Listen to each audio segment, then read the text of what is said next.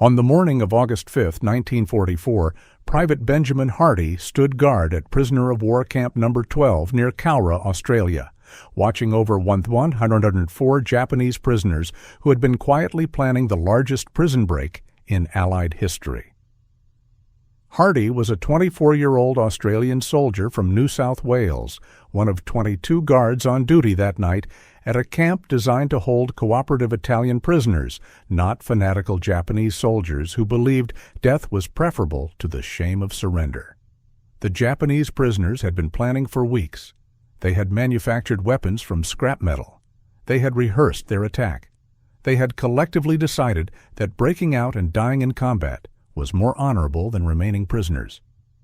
Every Japanese prisoner in the camp, 104 men, would participate in the breakout attempt. They knew most would die. That was acceptable. They would die as soldiers, not as the disgraced captives they believed themselves to be. Just after 2 a.m. on August 5th, Japanese prisoners attacked simultaneously across the camp. They overwhelmed guard towers, cut through fences, and charged into machine gun fire with improvised weapons and their bare hands. The fighting lasted 4 hours. When it ended, 234 Japanese prisoners were dead, 108 wounded, and 4 Australian guards killed. It was the bloodiest prison break of World War II, fought not by men trying to escape to freedom, but by men trying to escape the unbearable shame of having surrendered.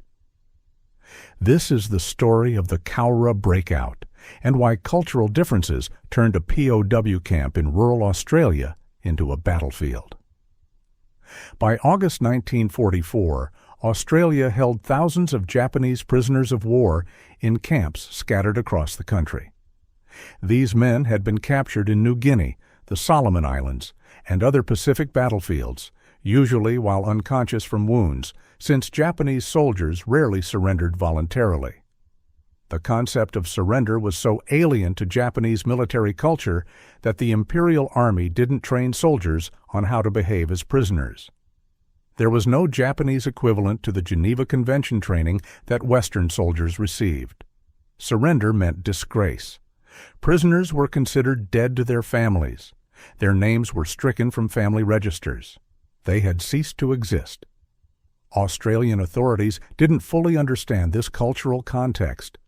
They treated Japanese POWs the same way they treated Italian and German prisoners, as defeated soldiers who would accept captivity and behave reasonably. The Australians provided adequate food, medical care, and living conditions according to Geneva Convention standards. They assumed prisoners would be grateful for humane treatment and would cause minimal trouble. This assumption was catastrophically wrong. Japanese prisoners weren't grateful. They were ashamed. Every day of captivity was another day of dishonor. Many prisoners believed the only way to restore honor was to die in combat. Since they couldn't fight Allied forces from inside a POW camp, they would create combat by breaking out, forcing guards to shoot them, and dying as soldiers rather than as prisoners. Cowra POW camp was located in rural New South Wales, approximately 200 miles west of Sydney. The camp had been built in 1941 to hold Italian prisoners captured in North Africa. Italians were generally cooperative prisoners who accepted their captivity philosophically. The camp was designed for minimum security, basic fences, few guard towers, small garrison. When Italy surrendered in 1943, the Italian prisoners were repatriated or transferred. The camp sat empty until August 1944, when Australian authorities decided to consolidate Japanese prisoners from several smaller camps into Cowra. The decision to move over 1,000 Japanese prisoners to a minimum security camp designed for cooperative Italians was the first mistake. The second mistake was inadequate guard force. Cowra was defended by approximately 100 Australian soldiers, mostly older men not fit for frontline combat, or young soldiers awaiting deployment. The guards were armed with rifles and a few machine guns. They vastly underestimated the danger. The Japanese prisoners immediately began planning a breakout. Senior Japanese officers in the camp, despite being prisoners, maintained military discipline over their men. They held secret meetings, appointed leaders, and developed a plan. The breakout would be a military operation, not a desperate escape attempt.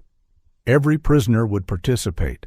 They would attack simultaneously, overwhelm guards through numbers, breach fences, scatter into the countryside, and die fighting. The goal was not escape. The goal was death with honor. Throughout July and early August 1944, Japanese prisoners at Cowra manufactured weapons and rehearsed their attack. They melted down tin cans and scrap metal to make crude knives. They sharpened bamboo poles into spears. They constructed clubs from bed frames. They practiced formations in the exercise yard, disguising attack drills as calisthenics. Australian guards noticed the increased physical training but interpreted it as harmless exercise. The prisoners divided into assault groups. Each group had specific objectives. Overwhelm Guard Tower 1, breach fence Section B, attack the armory, create diversions on the camp's north side. Leaders were appointed for each group. Timing was coordinated. Everyone understood their role. This was a military operation planned with the same attention to detail as any conventional attack. One critical element distinguished the Cowra breakout from normal escape attempts. The prisoners didn't want to survive. Western prisoners planning escapes focused on stealth, deception, and reaching neutral territory. The Japanese prisoners at Cowra planned a frontal assault with improvised weapons against machine guns. They knew this meant death. That was the point. They would force Australian guards to kill them, thereby dying in combat and restoring honor. Prisoners who survived the breakout would scatter into the Australian bush and either die from exposure or force Australian forces to hunt them down and shoot them. Either way, they would die as soldiers. The trigger for the breakout was an announcement on August 4th that some Japanese prisoners would be transferred to another camp. The Japanese officers interpreted this as dividing their forces, which would make a coordinated breakout impossible. They decided to launch the attack immediately, on the night of August 4th-5th. Final preparations were made, weapons were distributed, orders were given. Every prisoner in the camp was briefed on the plan. Nobody objected. Nobody refused to participate. The collective decision was made. They would break out, fight, and die with honor restored. Australian guards noticed unusual activity in the Japanese compound on the evening of August 4th. Prisoners were unusually quiet. Small groups were meeting in shadows. But the guards had no intelligence about the planned breakout. They assumed the prisoners were nervous about the announced transfers. Guard duty continued as normal. 22 men were on shift that night, a standard number for a camp that had never experienced serious trouble. The attack began shortly after 2 a.m. on August 5th. A bugle sounded from inside the Japanese compound, the signal to attack. Over 1,000 prisoners charged simultaneously toward fences, guard towers, and gates. They screamed as they ran, a coordinated war cry meant to terrify defenders and announce their presence. They were done being prisoners. They were soldiers again, if only for a few hours. Japanese prisoners hit the fences with improvised battering rams, logs carried by groups of men who smashed into the wire until sections collapsed. Other prisoners threw blankets over barbed wire and climbed over. Some simply grabbed the wire with bare hands and pulled, accepting deep cuts as the price of breaching the barrier. Within minutes, multiple fence sections were down. Hundreds of prisoners poured through the gaps. Australian guards in towers opened fire with rifles and machine guns. Prisoners fell by the dozens, but others kept coming. The Japanese attacked in waves, stepping over the bodies of men killed seconds earlier. Some carried clubs or knives. Many were unarmed, attacking with bare hands. They weren't trying to kill guards. They were trying to force guards to kill them. The psychology was alien to Australians who couldn't understand why prisoners would charge machine guns with sticks and bare hands. Private Benjamin Hardy, on duty in Tower 3, fired his rifle repeatedly into the attacking mass. Men fell. More came. Hardy's rifle jammed. He cleared it and resumed firing. His position was overrun within minutes. Japanese prisoners climbed the tower, pulled him down, and beat him to death with clubs. Hardy was the first Australian guard killed. 3 more would die before dawn. The camp's armory became a critical objective. If prisoners could seize rifles and ammunition, the breakout could escalate from a suicide charge into a genuine military threat. A group of approximately 50 prisoners attacked the armory building. Australian guards inside barricaded the doors and fired through windows.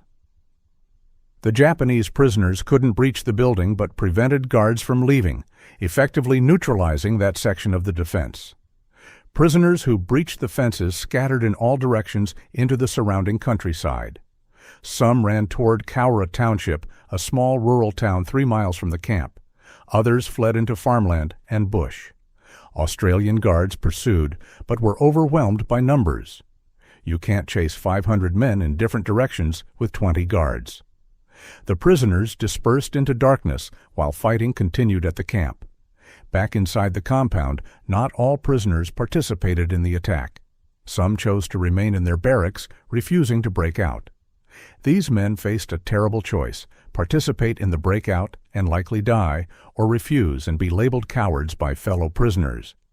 Approximately 100 prisoners chose not to participate. Some hid.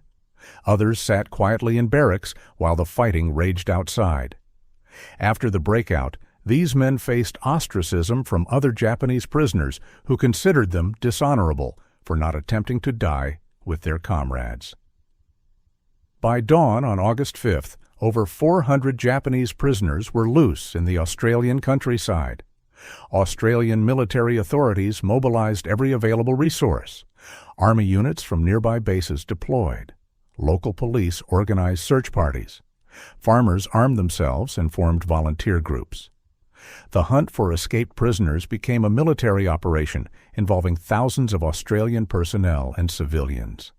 The geography favored the hunters. Cowra is surrounded by open farmland and sparse bush, nothing like the jungles of New Guinea where Japanese soldiers could hide effectively. The escaped prisoners stood out. Asian men in prison uniforms wandering through rural Australian countryside populated entirely by Europeans. Locals spotted them constantly and called authorities. There was nowhere to hide, nowhere to blend in, no possibility of reaching safety. Most escaped prisoners made no attempt to hide. They wandered openly, waiting to be found. When confronted by Australian soldiers or police, many prisoners attacked or charged at armed men, forcing Australians to shoot them. Others committed suicide when surrounded, hanging themselves from trees, cutting their throats with improvised knives, or charging barbed wire fences repeatedly until they bled to death. The Australians were shocked by the determination to die. They were trying to recapture prisoners. The prisoners were trying to get killed. Some prisoners tried to reach Cowra Township. Their objective wasn't to attack civilians, but to force a confrontation with authorities that would end in their deaths. Small groups of prisoners approached the town on the morning of August 5th. Local police and armed civilians stopped them before they entered residential areas. Brief firefights erupted. Several prisoners were killed. Others surrendered when wounded and unable to continue fighting. A few prisoners attempted genuine escape, trying to survive and evade capture. These men hid during the day and moved at night. They stole food from farms. They avoided contact with Australians. But survival was nearly impossible. They had no supplies, no knowledge of the terrain, no maps, and no destination. Where would they go? Australia was an island continent allied with Britain and America. There was no neutral territory, no way to reach Japan. Even successful escape meant eventual starvation or recapture. The most tragic incidents involved prisoners who committed suicide in groups. One group of 12 prisoners was cornered in a farm building.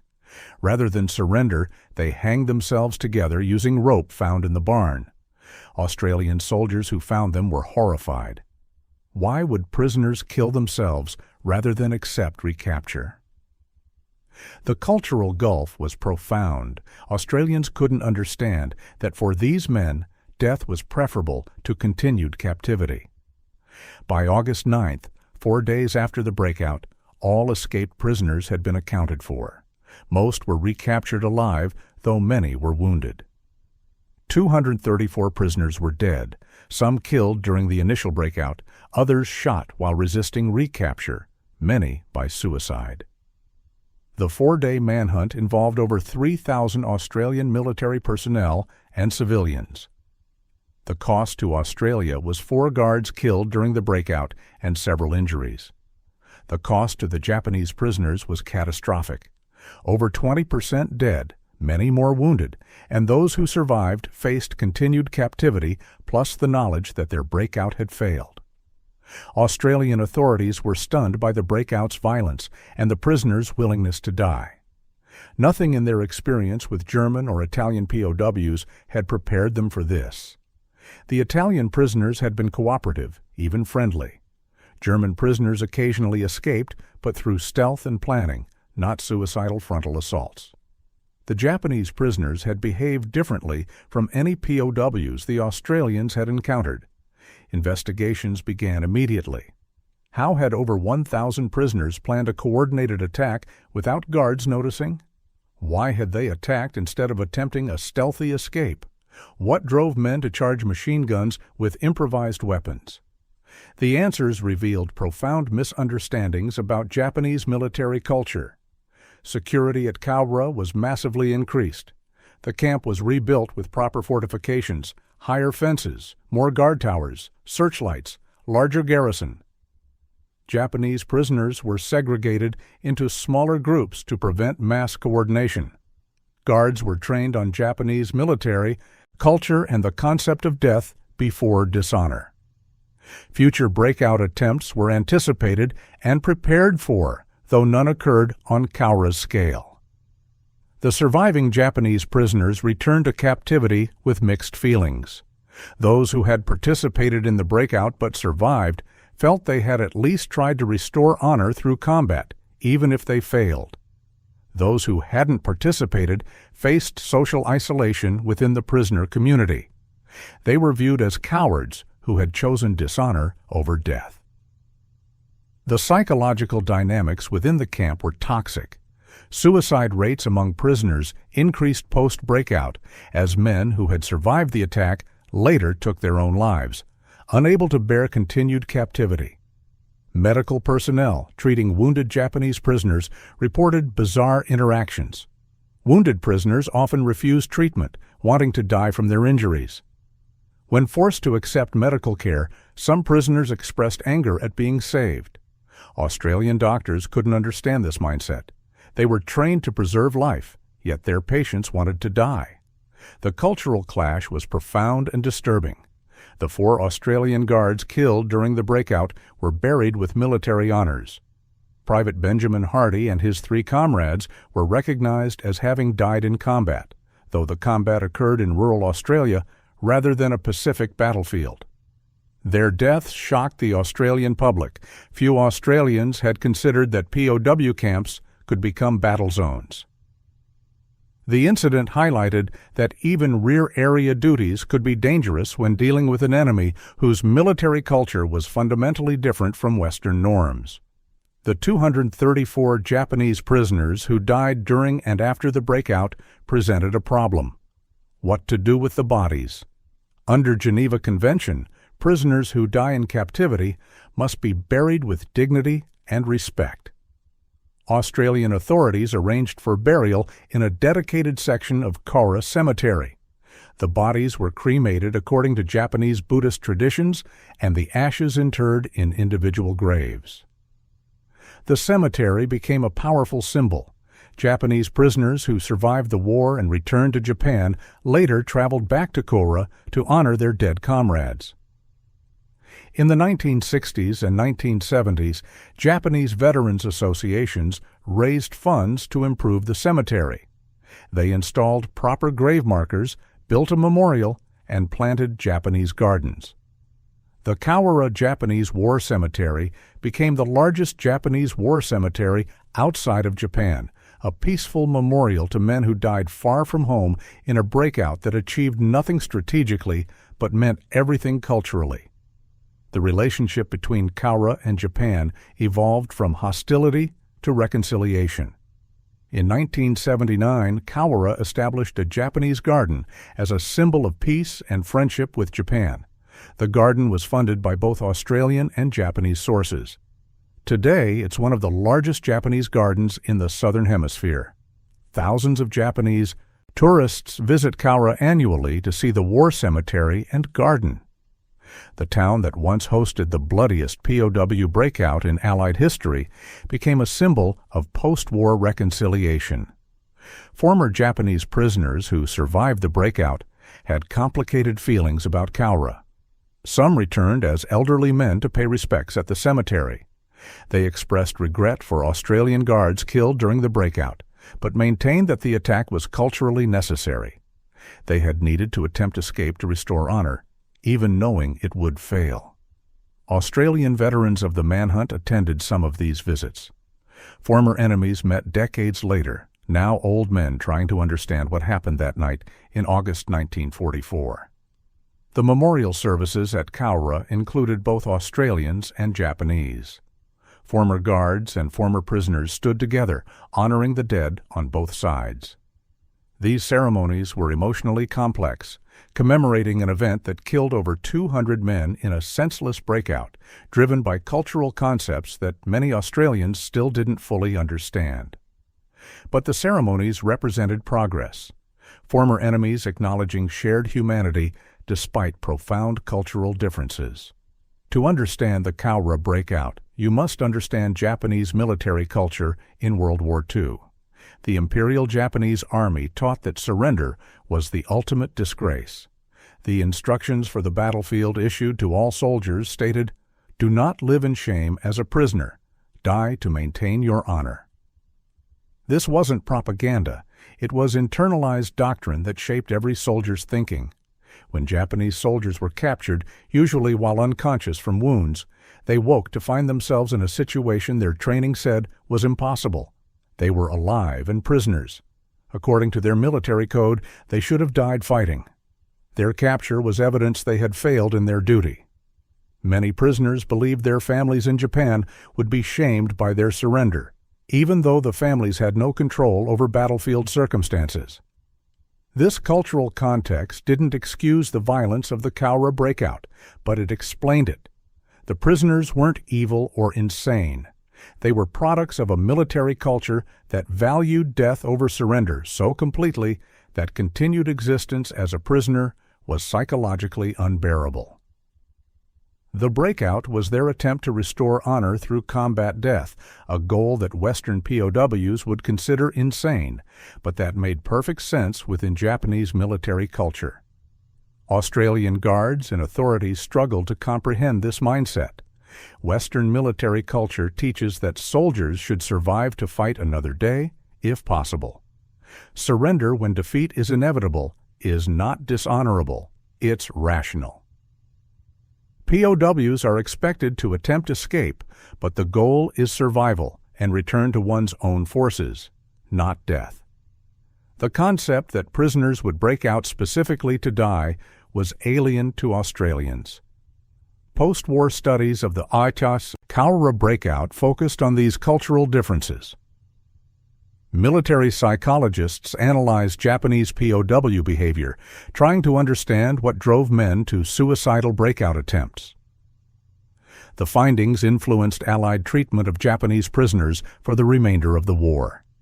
Camps holding Japanese POWs implemented stricter security, better psychological monitoring, and attempts to provide prisoners with ways to maintain dignity within captivity, hoping this would reduce suicide and breakout attempts. The broader lesson was that cultural differences matter in warfare. Enemies from different cultural backgrounds may behave in ways that seem irrational or incomprehensible when judged by one's own cultural norms. Understanding enemy psychology and culture is essential for both combat operations and prisoner management. The Cowra breakout was a tragic example of what happens when cultural misunderstandings lead to violence. The Cowra breakout was unique in World War II POW escape history. Most famous escapes, like the Great Escape from Stalag Luft III or the Colditz escapes, were carefully planned operations by Allied prisoners trying to reach neutral territory and rejoin their forces. These escapes used stealth, deception, forged documents, and tunnels. The goal was survival and return to combat, not death. Even mass breakouts by Allied prisoners followed this pattern. When prisoners broke out en masse, they scattered and tried to evade capture through stealth. They didn't charge guards with improvised weapons. They didn't seek death. The Cowra breakout was fundamentally different, a frontal assault with no expectation of successful escape, driven by cultural concepts alien to Western military thinking. The only comparable incidents involved other Japanese prisoner groups. Smaller breakout attempts occurred at other Australian POW camps, though none matched Cowra's scale. In each case, Japanese prisoners displayed similar behavior: frontal attacks, willingness to die, preference for death over recapture. The pattern was consistent across different camps, different guards, and different circumstances. The common factor was Japanese military culture. German and Italian prisoners in Allied camps occasionally caused problems, riots, escape attempts, violence, but never attempted mass suicidal breakouts. European military culture accepted surrender as a legitimate response to overwhelming force. POWs maintained their honor through dignified captivity and following Geneva Convention rules.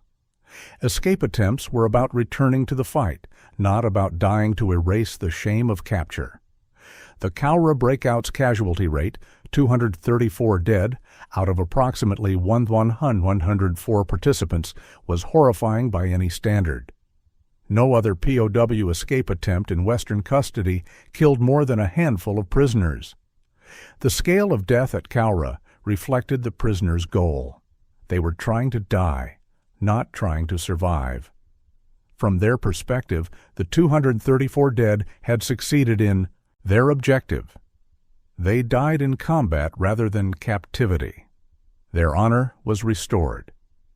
The surviving Japanese prisoners at Cowra, approximately 870 men who either didn't escape or were recaptured alive, spent the remainder of the war in custody.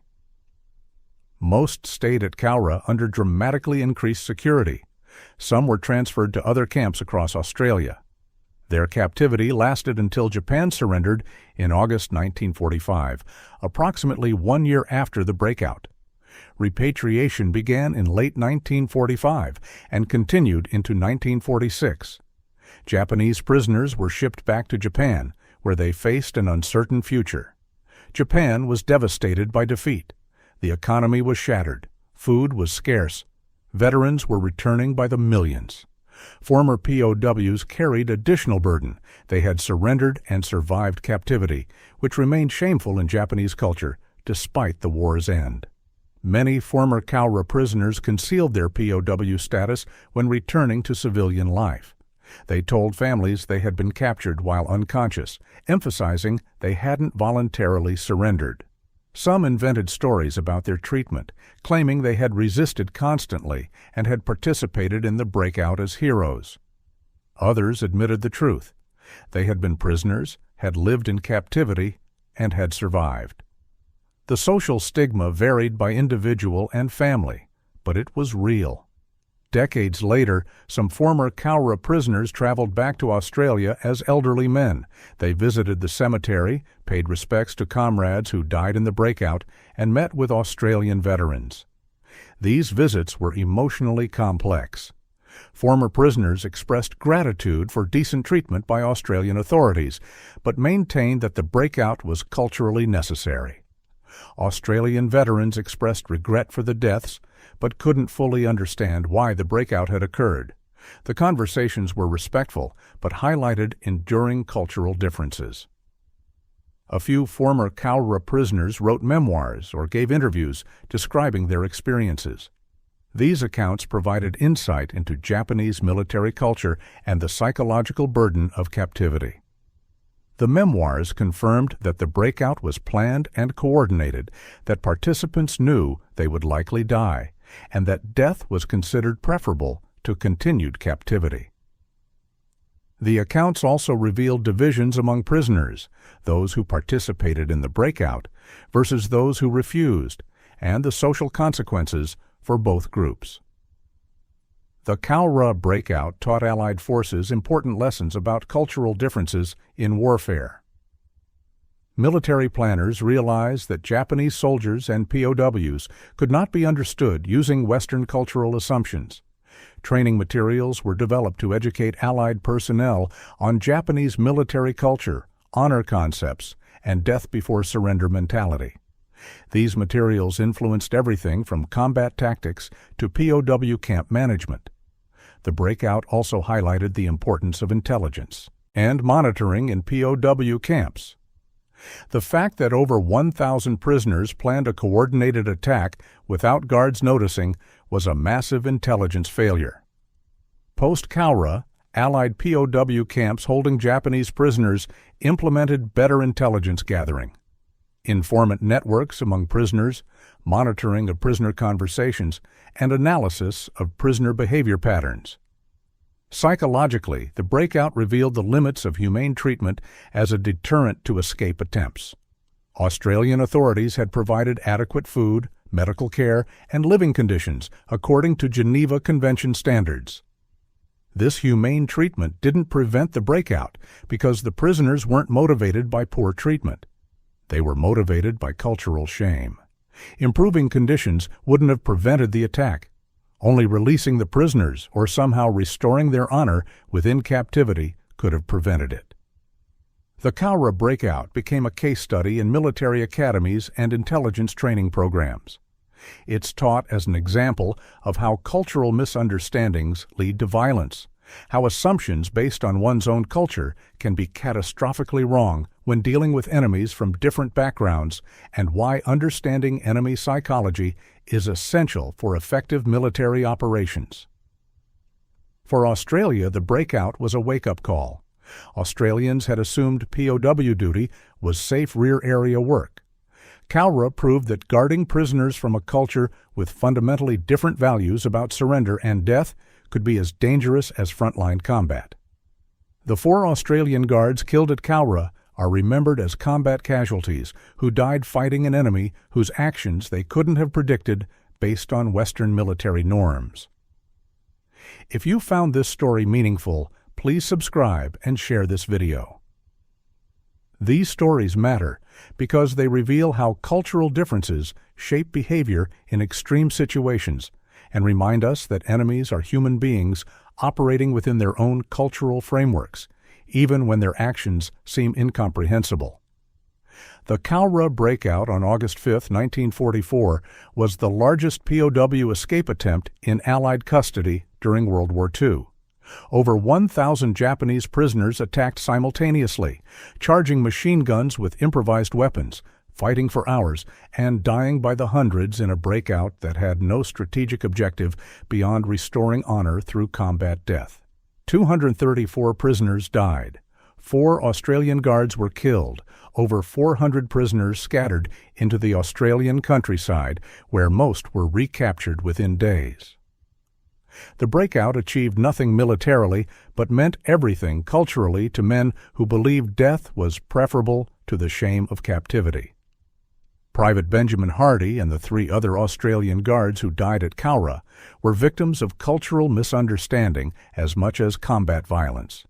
They were guarding prisoners according to Western norms, provide humane treatment, prevent escape through reasonable security, treat prisoners as defeated soldiers who would behave rationally. But rational behavior is culturally defined. What seemed rational to Australians, accept captivity, survive the war, return home, was unbearable shame to Japanese prisoners raised in a military culture that taught death before surrender. The 234 Japanese prisoners who died during and after the breakout succeeded in their objective. They died fighting rather than as prisoners.